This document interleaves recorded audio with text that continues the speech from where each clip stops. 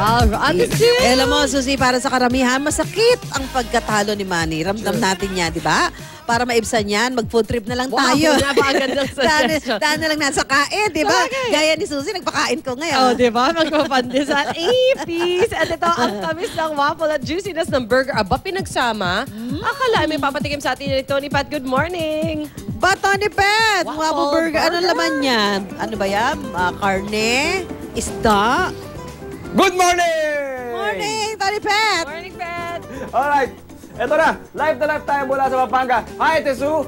Hi, my friend Susie. Hi, my friend Ate Sue. Eto na, ang ating ibinibida, Eat Like a True Champ. Dito sa food capital ng bansang Pampanga, dito sa San Fernando, may ibinibida silang unique na burger. Kasama natin ang may-ari ng MAPS, si Benj Pasha, na dating starstruck, ayaw na mag-artista. Ngayon, restaurateur na, successful at that. Good morning, bro. Hi, good morning.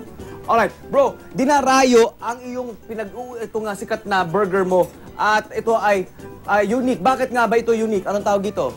This is the waffle burger. The Babs Waffle Burger, sinaserve natin siya ng beef and chicken. Okay. Yung kanyang waffle burger, burger and waffle in one. Akalain mo yun, di ba? Wala nang bun, wala usual na bun. Ito ay kanilang nilalagyan ng usual na burger, di ba? Tapos may burger patty, beef patty yan. Meron chicken kung gusto nyo mag-diet naman ng kaunti, di ba? Pero ang bun ay waffle. Okay, paano ba ginagawa yan, bro? Actually, first tuturo natin sa kanila paano i-grill yung beef natin, yung beef patty and the chicken. So the beef, ang lalagyan lang natin siya ng salt and pepper. So ang malalasahan nila is plainly yung beef talaga. Yun, mas na-appreciate mo yung tunay na lasa, yung natural na lasa ng baka, di ba? Ng beef, alright? So and then what's next? So you lightly season it? Yes. Kailangan i-handle din siya ng dahan-dahan kasi wala tayong ginagamit na binder. So kailangan kung i-flip mo siya, ang ginagawa namin technique is ganyan. So para hindi siya mag-crack or hindi siya maghiwa-hiwalay. Or hindi mag-crumble.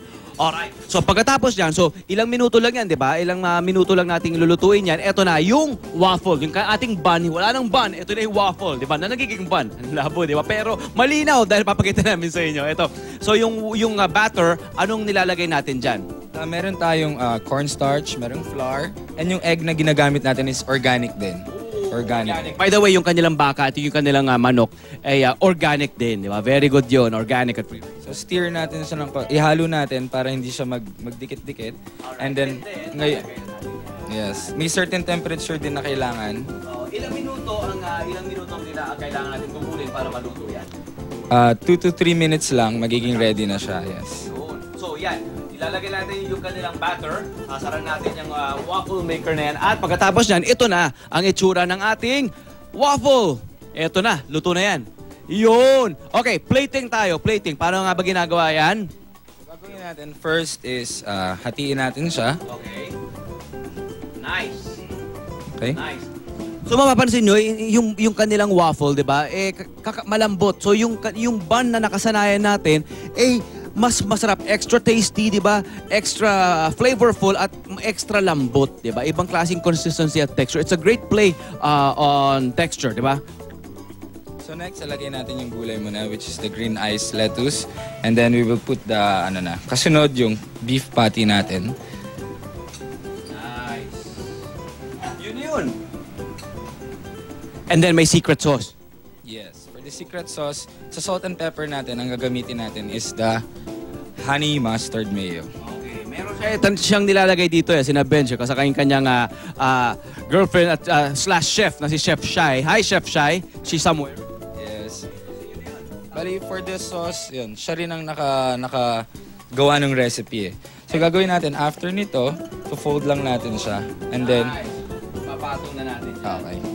Kung gusto rin ng customer lagyan ng cheese, so we have grated cheese din. Pwede rin, okay? Okay, so pagkatapos yan, lalagay natin yan. Quickly, bro, we have to eat it. Excited na akong kainin yan! Yun! Alright. Okay. Thank you. Alright, Benj, dito tayo.